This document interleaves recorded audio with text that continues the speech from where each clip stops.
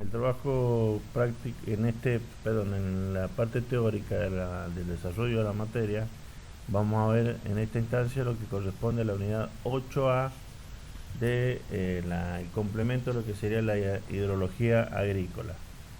En este punto vamos a hacer el estudio teórico de riego, detectando fundamentalmente las necesidades para las cuales he determinado esta actividad, y un estudio teórico del manejo del riego a través de la eficiencia, entendiendo como eficiencia la mejor aplicación entre un volumen disponible a un volumen aplicado a una determinada actividad.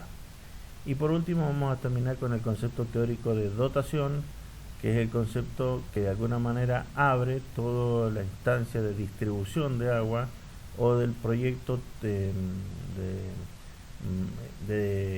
en el cual se sustenta todo lo que es la parte práctica, que van a ver con la ingeniera Rodríguez posteriormente en la parte B de la unidad y en la parte práctica. Muy bien. Bien, el estudio teórico del riego comprende, en lo que a la hidrología respecta, entender los conceptos necesarios para entregarle desde la infraestructura de riego la demanda que solicitan los agrónomos para regar o para incorporar la humedad necesaria en un predio definido a los efectos de obtener rentabilidad con la venta de los productos.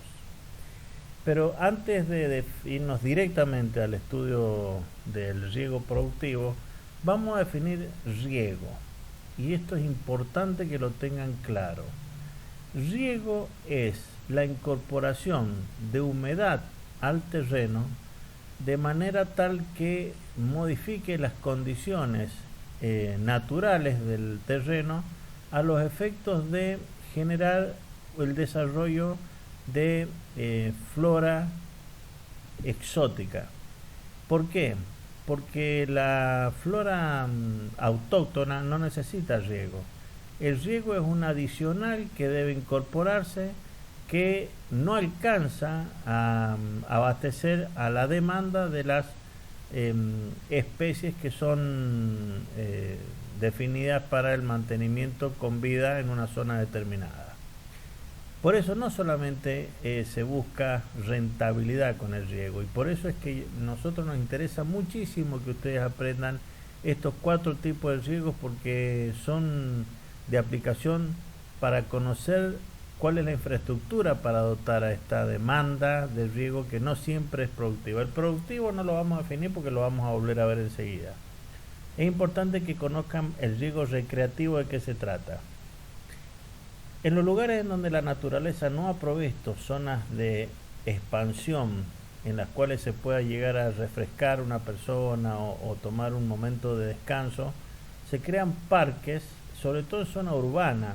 En zona urbana hay parques muy conocidos y son exigibles las plazas, tanto es así que en la ley del loteo exige un lugar verde recreativo para el cual se produzca la necesaria expansión de la gente y la relajación que lleva la actividad cotidiana de las personas.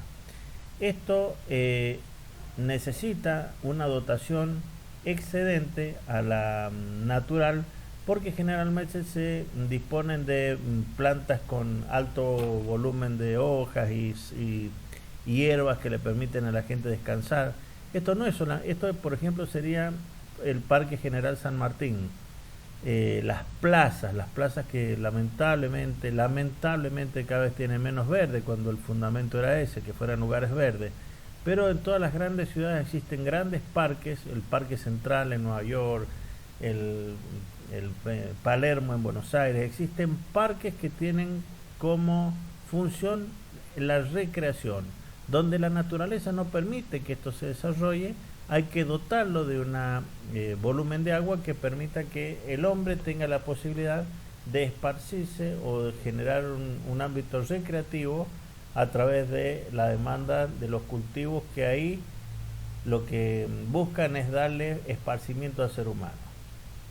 El riego ecológico Este es un riego en donde es necesario mantener los ecosistemas que se han formado y no pueden dejar de tener una dosis mínima de riego para mantenerse en condiciones de permanencia en el tiempo. Por ejemplo, un riego ecológico es el riego de la hojarasca seca que se hace en los bosques con peligro de incendio, simultáneamente al retiro del material seco que se encuentra en la parte inferior, que son donde se generan los focos que inician los incendios forestales. Si la superficie se encontrara suficientemente irrigada, el riego en esos bosques no se hace con el ánimo de que desarrollen más volumen de madera, sino para evitar el inicio de los focos de incendio que se llevan un montón de hectáreas, como hoy está ocurriendo en Córdoba o en Santiago del Estero debido a la sequía. Si hubiera posibilidad de regar esos lugares, hay zonas en donde se riegan bosques, sobre todo en la zona de Chile, en la zona del sur, hay riegos superficiales que lo único que hacen es mantener húmeda la hojarasca de manera tal que disminuya el riesgo de incendio. U otro tipo de riego es la necesaria dotación hacia la laguna de Guanacache, que debe dejarse escurrir con un tiempo determinado desde el río Mendoza para que se mantengan las condiciones ecológicas de la laguna, porque es un sitio Ramsar y está comprometido el mantenimiento de todas las especies que en su migración se abastecen de la humedad necesaria en esos lugares para un recorrido que a veces tiene miles de kilómetros. El riego ecológico, por lo tanto, es el riego necesario para el mantenimiento de los sistemas ecológicos de los lugares cuando por algún motivo no se encuentran dentro de la programación de abastecimiento del agua que antes tenían. Y el riego de subsistencia es el riego, por ejemplo, en Mendoza, del arbolado público. Es el riego necesario para el desarrollo de una flora mínima que permita que en un lugar se pueda vivir. En las zonas áridas no se podría vivir en forma digna con el tipo de clima y el asoleamiento que tiene si no hubiera una protección arbórea que permitiera que hubiera sombra en los lugares en donde se van a desarrollar asentamientos urbanos. Por lo tanto, también en la ley de loteo de las zonas áridas exige el desarrollo de la implementación de un sistema de arbolado urbano que deberá tener un sistema de regadío y una dosis de riego que permita el desarrollo de una forestación con la animosidad de subsistencia. Esto no es recreativo, es subsistencia. El recreativo es para disfrutar de un momento de esparcimiento, pero subsistencia es para que la gente pueda vivir. Cuando se proyectó la presa de Chocón, 2 años antes de que empezaran las acciones ejecutivas en los trabajos de preinversión, se empezó a desarrollar la forestación en esa zona para que viviera la gente que se iba a abocar a las tareas de la obra. Solamente a los efectos de que pudiera vivir dignamente, porque era un lugar absolutamente inhóspito y árido. Por lo tanto, es muy importante tener en cuenta que el riego no es solamente a los efectos productivos, existen otras demandas que no son solo productivas, que también demandan de riego. Podríamos incluir dentro del recreativo lo que es el riego ornamental, el riego de las plantas que generan un impacto visual positivo, pero queda incluido dentro de lo que es el recreativo. Muy bien. Una vez habiendo visto que el riego no es solamente la incorporación de humedad para obtener lucro, vamos a ir directamente al tratamiento de lo que es el riego productivo. El riego es una necesidad de agua insatisfecha por el cultivo, que hemos dicho que es generalmente exótico al lugar y por eso demanda mayor cantidad de humedad que la humedad natural, y tiene que ver mucho con el tipo de cultivo, con la especie. Esto es importante que los hidráulicos, los ingenieros civiles que se dediquen a esto lo entiendan. No se puede plantar banana ni ananá en Mendoza porque no hay posibilidades existenciales de que eso se desarrolle con éxito, porque la demanda no solo es grande en lo que hace a la humectación del suelo, sino que hay condiciones ambientales que permiten o no que esto se desarrolle. Para elegir el tipo de cultivo se debe elegir una especie parecida a la flora autóctona, pero que demande mayor cantidad de agua solamente, pero que se adapte al clima imperante en ese lugar. O sea, no se eligió al azar la vid y las plantas de pepito o de carozo en Mendoza, sino que son plantas del tipo que pueden estar en este tipo de clima, a las cuales les hace falta un poco más de agua o de humedad en el suelo para prosperar productivamente. Entonces lo que debe elegirse es una especie que lo único que necesite para el desarrollo sea más humedad en el subsuelo, porque con el riego ustedes no van a mejorar un mal clima, un clima seco, un clima ventoso. O sea que el tipo de cultivo, a la especie a la que se refiere, es muy importante que se mueva dentro de lo que puede plantarse en los distintos lugares que se elija desarrollar un espacio productivo. En segundo lugar, la variación de la demanda en el ciclo vegetativo. Durante el invierno, generalmente no se riegan los cultivos que se encuentran en Mendoza, que son perennes. O sea, la viña, la pera, la manzana, porque no tiene hoja. Y si no tiene hoja, no hay actividad radicular, porque no hay transpiración por las hojas. Entonces no hay demanda. Si no hay transpiración, si no hay incorporación de dióxido de carbono y de agua al ambiente, no va a haber demanda de succión. Por lo tanto, no solo se riega cuando empieza la brotación, cuando se va a desarrollar la instancia de brotación, y eso se produce en la primavera. Hay un ciclo evolutivo de las plantas anuales o de las plantas perennes que nos marcan cuándo es necesario incorporar riego, y eso tiene que ver con la variación de las demandas durante el ciclo vegetativo de la planta. La misma especie no demanda la misma cantidad de agua durante diferentes épocas del año, sino que va demandando más en distintos momentos y menos en otros. Y por supuesto el suelo. El suelo es un factor importantísimo porque nos va a hablar de la capacidad de dotación de nutrición y del anclaje que esto le permite en lugares en donde hay problemas de viento, problemas de otro tipo de animales, bueno, problemas que necesita la planta mantenerse estructuralmente parada.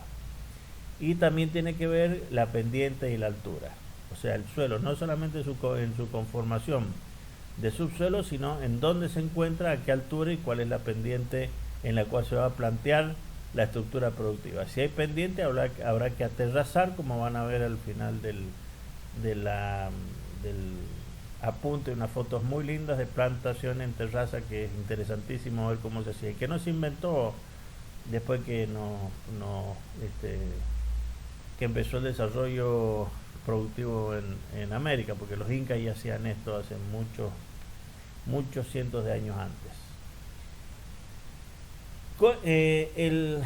El ingeniero civil se tiene que sentar con el agrónomo para estimar, y en un diálogo correcto o concreto, el agrónomo tiene que informarnos cuánta superficie es la que va a irrigar, cuál es la superficie en la que ha planteado el desarrollo productivo, cuál es el caudal a suministrar, para ver de dónde lo sacamos nosotros los civiles. O sea, los civiles nos encargamos de todo lo que es la infraestructura, desde el río hasta la entrada de la finca, lo que es captación, conducción, distribución y operación. Y nos tiene que decir cuánto caudal va a suministrar, porque nosotros tenemos que, de acuerdo a la suma de los caudales de la demanda de cada uno de los predios productivos, diseñar cuál va a ser el módulo de distribución que van a ver más adelante con el ingeniero Rodríguez. Debemos tener el dato del caudal, es un dato de base porque nos va a permitir saber de dónde lo sacamos y con qué mecanismo llegamos hasta el lugar en donde es necesario suministrar ese caudal. ¿Cada cuánto necesitan el riego?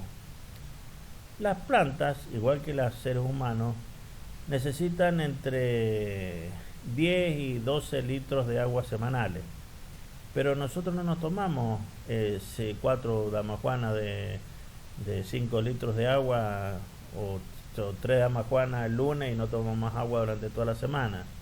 Tiene que irse incorporando esa hidratación con una frecuencia establecida que permita mantenernos hidratados. Bueno, la planta es lo mismo. No se puede hacer un gran riego a espacios de tiempo muy largo, porque no vamos a lograr obtener una producción rentable, exitosa. El agrónomo nos va a decir a nosotros cuál es la banda de frecuencia en la que necesita el caudal ser incorporado a la zona de regadío que ellos tienen diseñado para la producción. Y la duración de los mismos está íntimamente ligado con el tiempo de infiltración necesario para que el agua llegue al desarrollo radicular que permita tener éxito en la cosecha de los cultivos en los cuales se ha diseñado el predio productivo del que estamos hablando. Bien, tenemos que definir de dónde vamos a sacar la determinación de las necesidades de riego. ¿Cómo se miden las necesidades de riego de un predio productivo? Primero que nada tenemos que evaluar la evapotranspiración.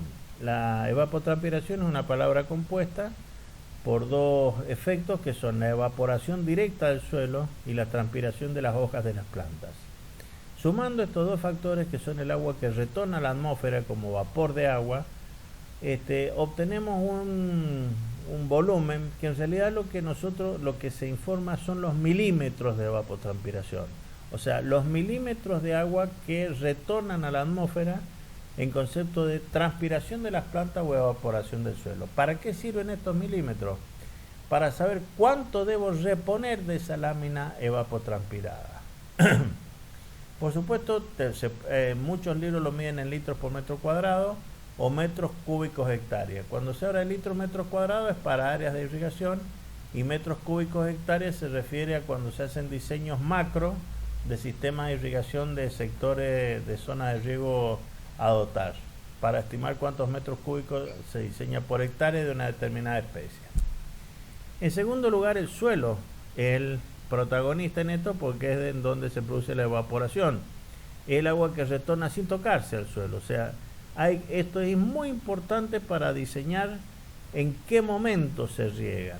Si el suelo está más caliente, si bien es cierto que está más dilatado y los espacios intergranulares están más abiertos en superficie, al estar más caliente es mucho más el agua que retorna físicamente a la atmósfera como evaporación. Por lo tanto, hay que tratar de regar con el suelo a la menor temperatura posible durante el día, sobre todo en épocas de verano, porque tenemos minimizada la pérdida por retorno evaporativo. Y las plantas en su proceso biológico tienen una transpiración en la cual entregan a la atmósfera dióxido de carbono y vapor de agua. Este dióxido de carbono, entregan oxígeno y fijan el dióxido de carbono. O sea, la planta al transpirar está entregando vapor de agua y oxígeno, y fijan para su crecimiento el dióxido de carbono del ambiente. Por lo tanto, esto es lo que por ahí ustedes van a escuchar como los bonos de carbono. Mientras más plantas hay que transpiren, están generando más humectación y más oxígeno, y están fijando a la estructura leñosa el carbono disuelto como anhídrido de carbono o como dióxido de carbono en el ambiente. Por lo tanto, es tan importante mantener los espacios evaporizantes o transpirantes que tiene la tierra, como la Amazonia y todos esos lugares en donde son verdaderos pulmones, en donde la tierra respira, y son tan lamentables los incendios que se producen forestales, en donde estamos eliminando capacidad de producción de oxígeno para la tierra. Estos tienen que interpretarlo de esta manera. ¿Qué factores influyen para la variación de las variables que determinan la necesidad de riego? El clima. ¿Cómo influye el clima? Mayor temperatura, mayor demanda.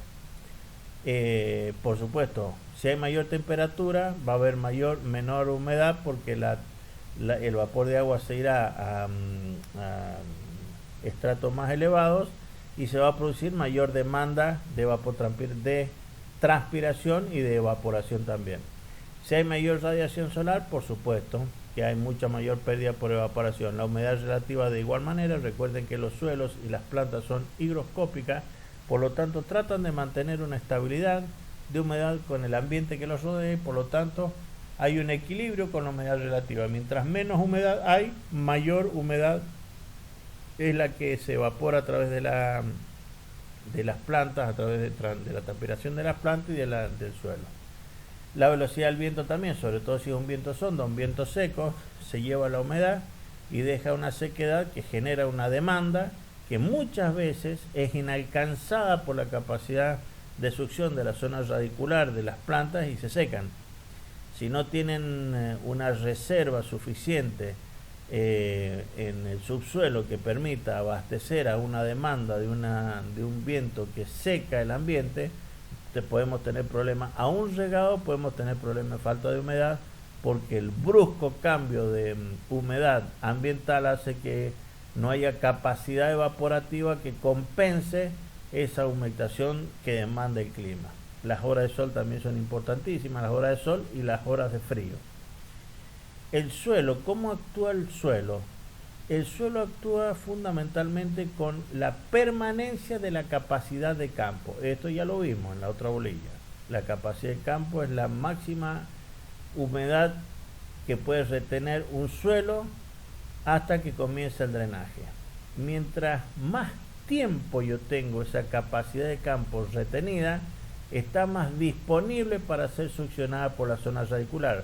Por lo tanto, mientras mayor capacidad de retención tengo y mientras mayor tiempo de capacidad de retención tengo, el suelo es un mucho mejor factor de microregulación del agua disponible para el abastecimiento de la demanda de humectación de la planta. Y por supuesto la planta, la especie y el estado vegetativo. ¿Qué tipo de planta y en qué momento me encuentro? En invierno prácticamente en la zona árida no se plantean explotaciones anuales, sino que se plantean explotaciones perennes, sino que se plantean explotaciones anuales con raíces muy superficiales, de un riego muy intenso pero muy corto en el tiempo. Entonces tienen ciclo vegetativo corto.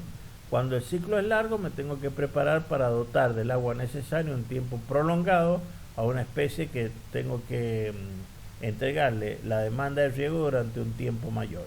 Hay especies de ciclo corto y de ciclo largo. Por eso es importante plantear un diseño de explotación agrícola que se ajuste a las capacidades regulatorias que tenga la zona de riego en la cual estoy manejando. La evapotranspiración, para volver al concepto, hay dos tipos de evapotranspiración. La real o la actual, que es la foto, es lo que pasa en el momento en que yo mido. Y hay maneras de medirlo con el evapotransporímetro, eso lo van a ver en teoría, en práctica. Hay maneras de estimar la evapotranspiración de un lugar determinado y de una plantación determinada.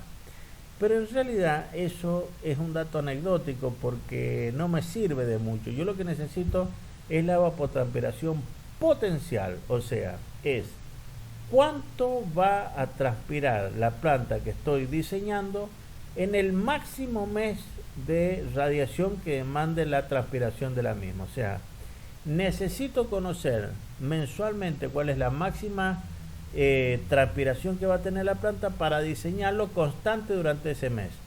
La evapotranspiración se mide como una pérdida por transpiración en la planta en milímetros por mes, como si fueran parejos, porque no puedo estar entregándole a las plantas diariamente el agua que van necesitando, sino que hago un planteo de asistencia mensual. Durante este mes la planta necesitó tantos milímetros por las condiciones climáticas, por el tipo de especie que era. Esto es lo que se llama la evapotranspiración potencial. Y es necesario, a los efectos del desarrollo, conocer la capacidad de campo para saber cuál es la evapotranspiración de las plantas y para el planteo del DR. El DR es el desarrollo radicular. Es cierto que la capacidad de campo es solo una condición en la que interviene el suelo, pero a mí me interesa hasta qué profundidad el suelo va a tener capacidad de campo para plantear hasta dónde van a llegar la dispersión radicular que yo voy a plantear.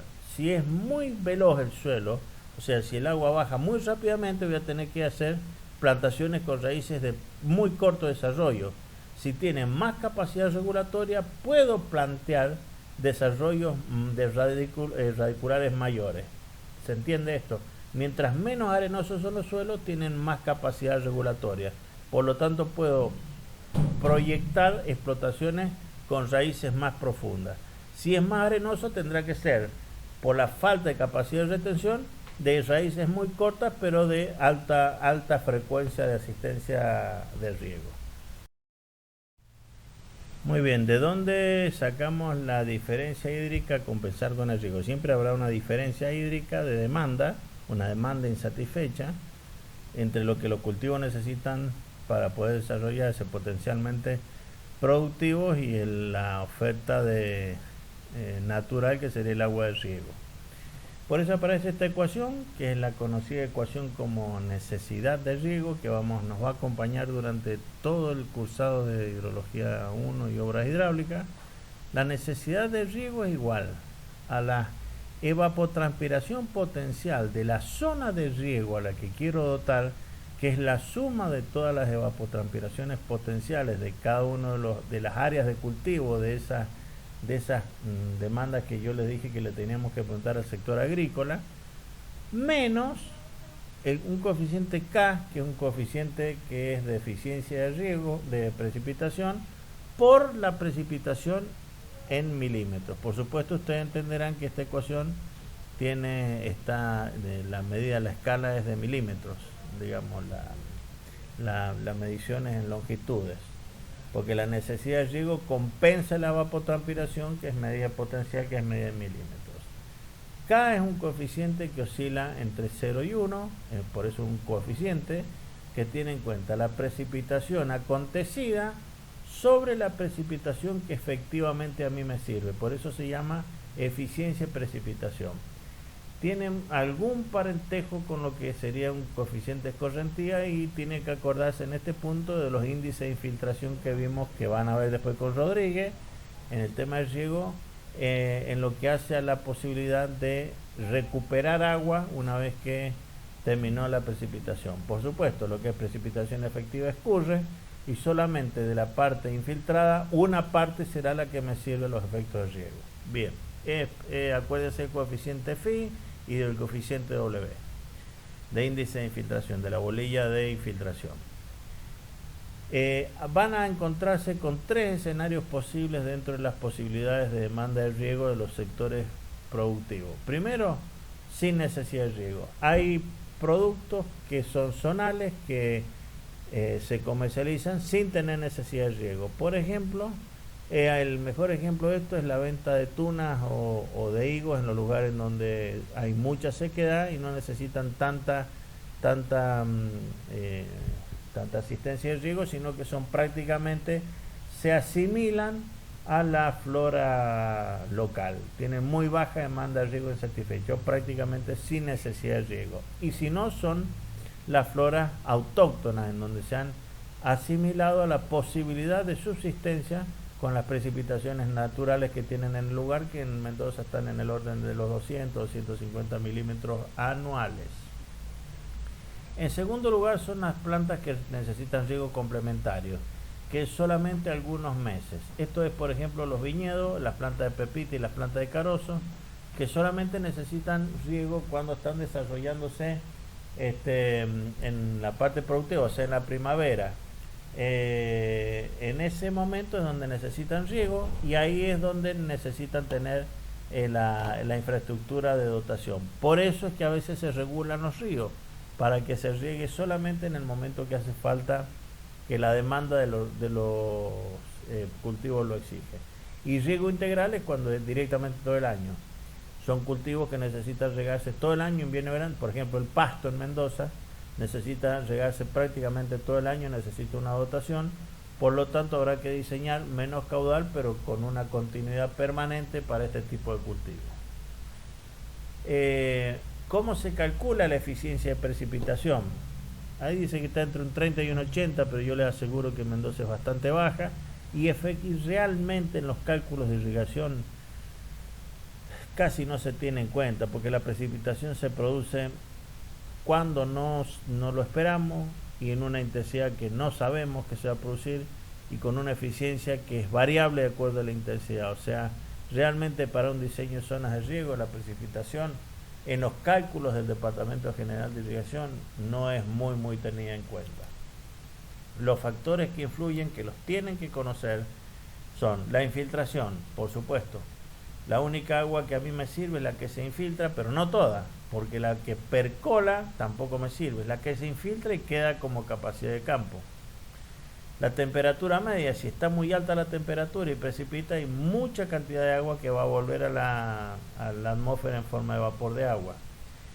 La velocidad de caída influye fundamentalmente porque microcompacta la zona de recepción, el nivel de terreno natural, y evita que varíe las condiciones de infiltración primaria, que se llama. Por eso es interesante en algunos lugares la pampa húmeda para aprovechar más las lluvias. Hay algunas tareas que se hacen, que es raspar el suelo con cadena o aumentar disminuir, digamos, la densidad superficial para mejorar esto que sería lo que se llama la infiltración primaria, que se ve afectada fundamentalmente por la microcompactación que genera la velocidad de caída de las gotas de agua. La pendiente, o sea, las características de una cuenca, esto es fundamental, lo van a ver con la ingeniera también. Mientras más pendiente tenga iguales características del terreno, menor va a ser la eficiencia de la precipitación, porque más va a ser el agua de escorrentía. O sea, mientras más pendiente, mayor será la escorrentía y menor la infiltración. Y por supuesto el tiempo de precipitación. A igual condición, mientras más tiempo de precipitación hay, aunque haya precipitación efectiva que empiece a escurrir, siempre habrá una infiltración que se está produciendo. Recuerden que la infiltración no deja de producirse, sino que se mantiene fija en el F sub C, o sea, se hace asintótica, pero corta la curva y se mantiene fija, generando una entrada de agua y una salida por la zona donde hay más influencia del peso del agua que de la retención que produzcan en la zona de capacidad de campo. Bien, vamos a tocar el tema de eficiencia de riego. Eficiencia significa la cantidad efectiva de un volumen referida al volumen disponible para una determinada función. La palabra eficiencia y eficacia andan dando vueltas hace mucho tiempo, son definiciones más del campo de la economía, pero los efectos de la hidrología nosotros llamamos eficiencia cuando comparamos dos volúmenes para una función determinada: un volumen disponible, que va en el denominador, y un volumen efectivamente obtenido, que va en el numerador.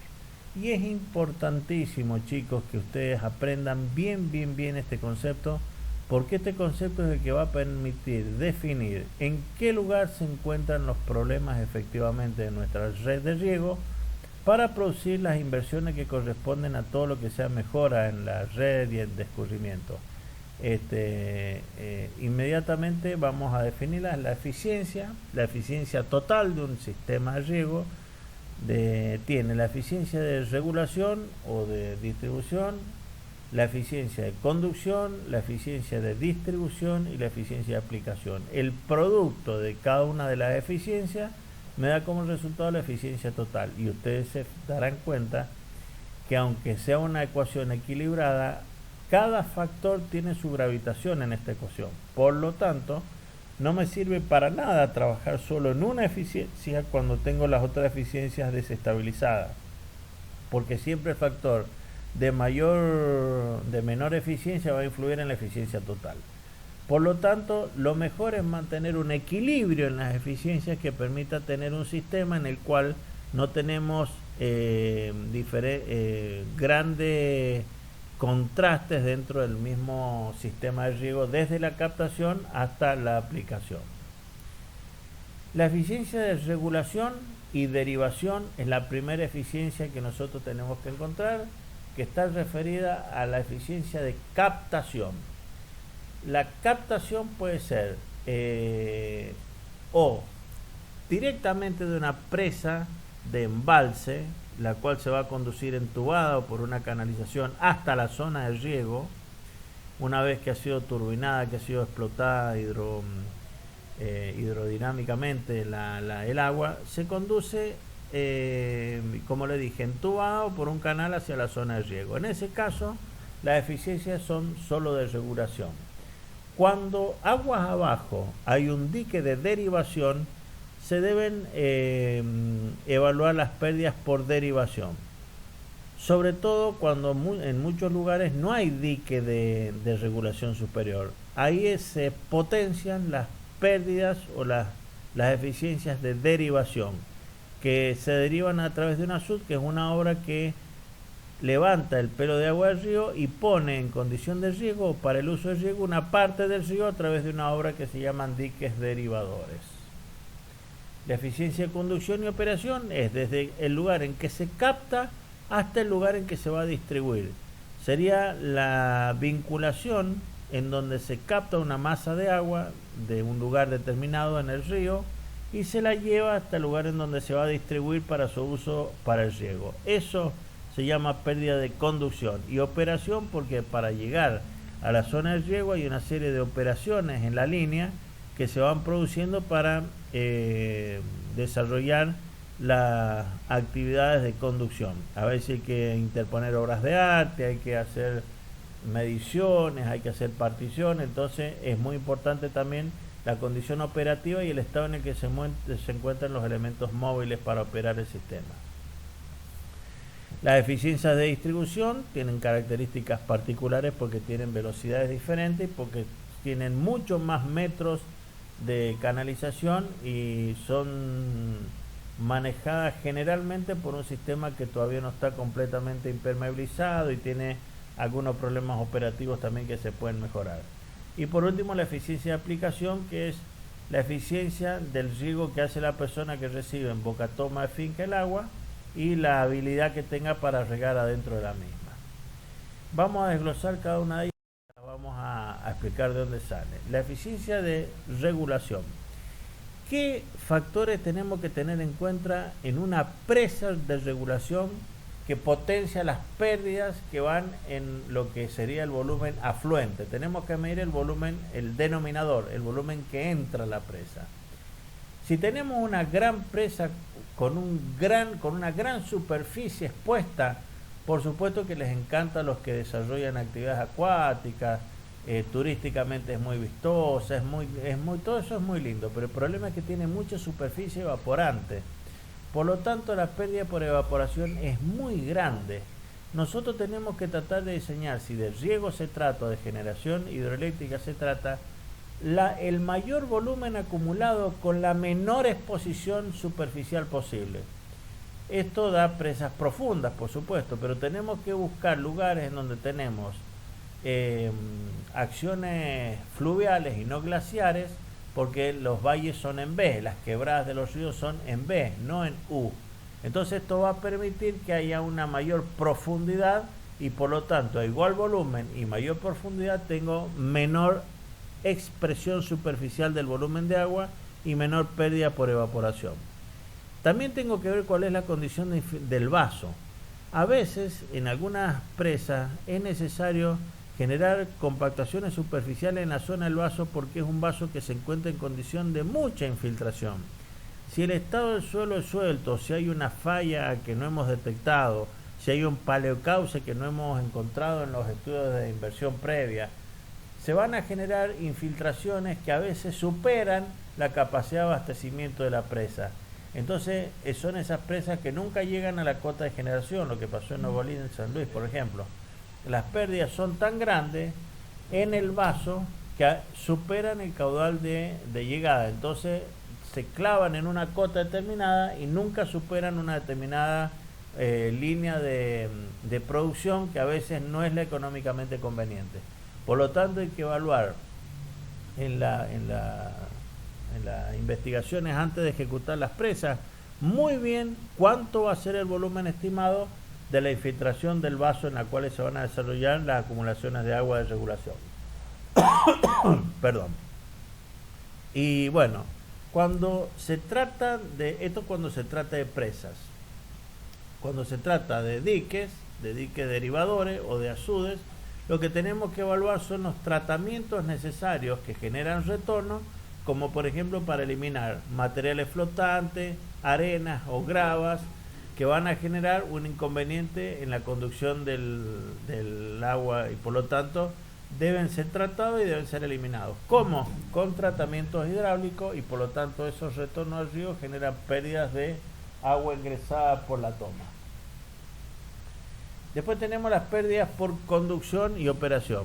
En esto tenemos que evaluar a mayor longitud de la conducción tengo mayor pérdida, la naturaleza de los suelos, si el canal va a estar revestido o no, qué diseño hidráulico tenemos que poner para que el agua vaya con la mayor velocidad posible y con el menor radio hidráulico posible para tener mejor eficiencia hidráulica, y por supuesto los mantenimientos deben estar tenidos en cuenta, porque mientras no genero mantenimiento voy aumentando las pérdidas por infiltración o pérdidas por operación. Este puntito que dice eficiencia en las operaciones es lo que nos indica que no todas las pérdidas son hidráulicas. Hay pérdidas operativas, o porque quedó una compuerta mal cerrada, o porque no se reparó el burlete, o porque la hoja partidora está con una tabla en el fondo, o porque cualquier cosa. No solo son las pérdidas hidráulicas las que hay que considerar, también hay pérdidas a nivel operativo, y las inversiones son diferentes, porque cuando las pérdidas son hidráulicas se hacen obras, pero cuando las pérdidas son operativas lo que hay que hacer son capacitaciones, y no puede estar esto desbalanceado. Si yo tengo un auto de Fórmula 1, no puedo poner a que lo maneje una persona que no sabe manejar, ni puedo poner a un piloto de Fórmula 1 a manejar una carretera. Tengo que tener equilibrado la condición de inversión de la obra con el nivel de manejo operativo de las personas que van a realizar las operaciones dentro del sistema. Esto debe estar equilibrado y las inversiones deben converger en este criterio. La eficiencia de distribución es lo mismo más o menos que la de conducción.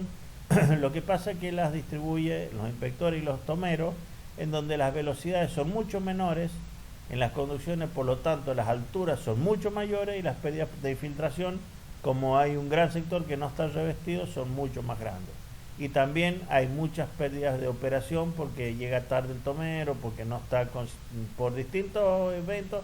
Tiene que meterse en la cabeza, chicos, que las pérdidas de conducción y de distribución tienen mucho que ver la idoneidad operativa que tenga la gente que opera los sistemas de riego. A veces hay que gastar plata, hay que invertir plata en capacitar gente que debe permanecer en donde está, aunque cambien los jefes más arriba, aunque cambien los gobiernos y cambien las políticas. Cuando una persona es eficiente operativamente en un sistema de distribución o en un sistema operativo, debe permanecer en ese sistema porque es parte de la eficiencia del sistema en el que estamos. Bueno, la eficiencia de aplicación la vamos a ver con mucho más detalle cuando cursen obras hidráulicas, ¿sí? Ahí van a ver que depende muchísimo de la condición de desagüe. Mientras más desagüe agua, menor va a ser la eficiencia. La percolación, realmente si ustedes están contentos porque el agua que están distribuyendo en el predio se queda todo en el predio, a veces es un error porque la capacidad de campo llega solamente hasta la zona radicular y el resto percola. Entonces esa sobredosis es un agua que están perdiendo, es una sobredosis que no nos sirve para nutrir el cultivo y no la están viendo. Como no sale por el desagüe, lo que no entienden es que se está percolando.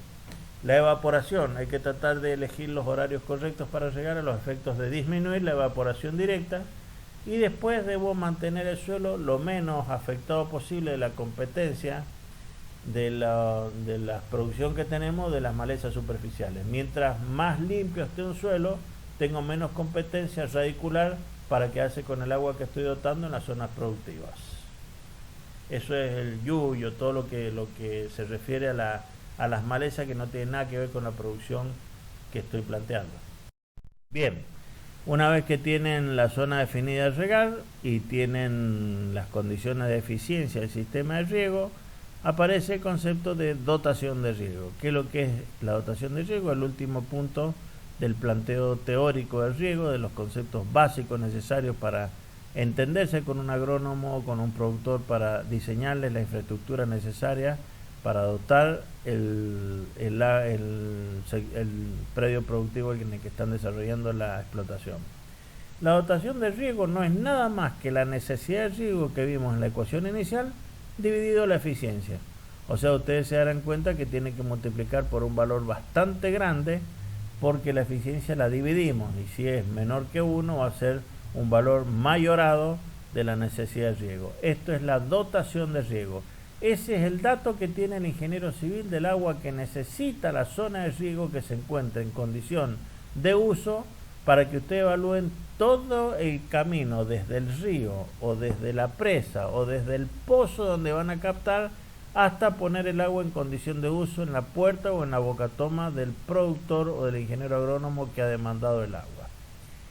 La demanda de riego debe tener claramente medida la necesidad de riego. Es una medición que se hace con una precisión extrema porque de ahí depende la posibilidad de riego que yo tenga de la dotación, porque la dotación la tengo que sacar de un recurso natural, y es el aporte de lámina bruta, o sea, es el total del agua que yo necesito tener en disposición o los milímetros totales antes de empezar el tránsito hacia el camino del sector productivo requerido. La necesidad de riego y la dotación de riego generalmente se expresan igual que la evapotranspiración potencial en milímetros por mes. Y cuando está referida a litros segundo hectárea, si ustedes tienen en cuenta esto, es también equidimensional a una velocidad, digamos, porque el litro es en volumen, es un litro es un decímetro cúbico y una hectárea son 10.000 metros cuadrados, así que ustedes saben que esto es lo mismo. Esta es un pase de acomodamiento de escalar de condiciones de medición. ¿Cómo se proyecta una zona de riego determinada de todos los caudales mensuales que se necesitan para adoptar esa zona de riego? Yo debo tomar el mayor, que se denomina dotación característica de referencia o dotación característica, que es con la cual se deben diseñar las capacidades de conducción de las redes de conducción y de las redes de distribución. De ahí ustedes después van a ver con la ingeniera que se desprenden los módulos necesarios con este concepto de dotación, y lo que hemos venido viendo hasta ahora con la ingeniera Rodríguez van a ver, no sé si en la parte práctica o teórica, ella les va a dar vinculado a esto los conceptos necesarios de módulos de riego que deben manejar para terminar de integrarse en un equipo de trabajo al sector agronómico para entregar un diseño de infraestructura de dotación que permita asistir las demandas de una zona de riego de un sector productivo característico en cualquier lugar del secano en donde ustedes estén desarrollando su actividad.